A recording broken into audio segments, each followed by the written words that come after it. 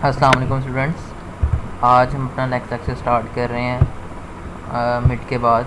Mid से पहले जो है हमने ऑपरेटर ओवरलोडिंग जो है वो स्टार्ट किया था और हमने उसमें देखा था, मैंने आपको बताया था कि ऑपरेटर ओवरलोडिंग का बेसिकली फ़ंक्शन क्या होता है कि जो हम ऑपरेटर यूज़ करते हैं, फॉर एग्ज़ाम्पल अगर हम प्लस कर रहे हैं, माइनस कर रहे हैं, सब्ट्रैक्ट कर रहे हैं, मल्टीप्लिकेशन कर रहे हैं, डिवीजन कर रहे हैं, तो ये काम हम दो वेरिएबल्स के साथ तो कर सकते हैं। ये ऑपरेटर ओवरलोडिंग का मिड से पहले मैं आपको एक लेक्चर दे चुका हूँ जो उसका इंट्रो लेक्चर है। काइंडली आप उसे ज़रूर सुने, उसके बाद फिर आपको ये आज का लेक्चर समझ आएगा।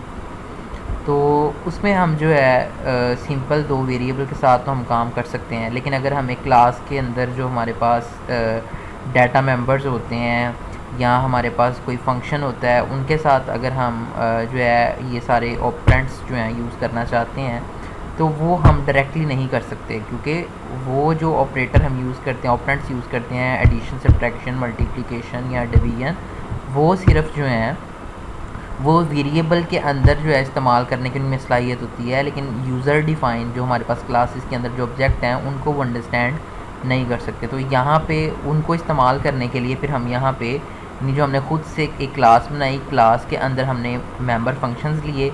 तो मेंबर फंक्शंस के अंदर जो अगर हम उनके साथ ये जो ऑपरेंट्स से मुराद यही है, एडिशन, सब्ट्रैक्शन, मल्टीप्लिकेशन या डिवीजन हम इस्तेमाल करना चाहते हैं, तो उसके लिए हमें ख़ास तरीका इस्तेमाल करना पड़ेगा।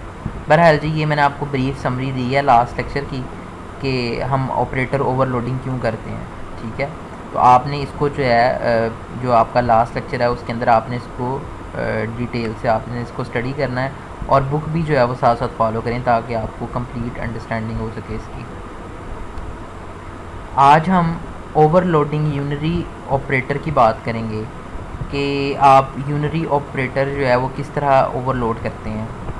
तो a type of operator that work with single operand is called unary operator, ठीक है।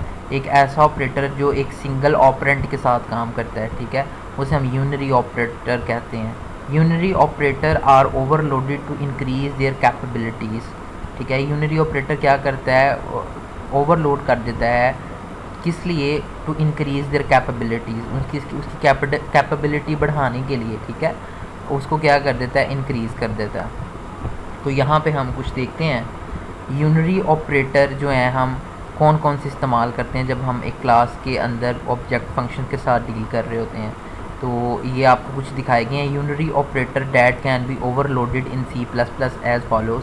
अगर आपने एडिशन करनी है, ठीक है, आप जब a प्लस बी आप दो वेरिएबल्स को ऐड करते तो आप सिर्फ लिखते थे C is equal to a plus B. तो क्या करता था कि C में जो है a प्लस बी करके C में उसकी वैल्यू को स्टोर करवा देता था।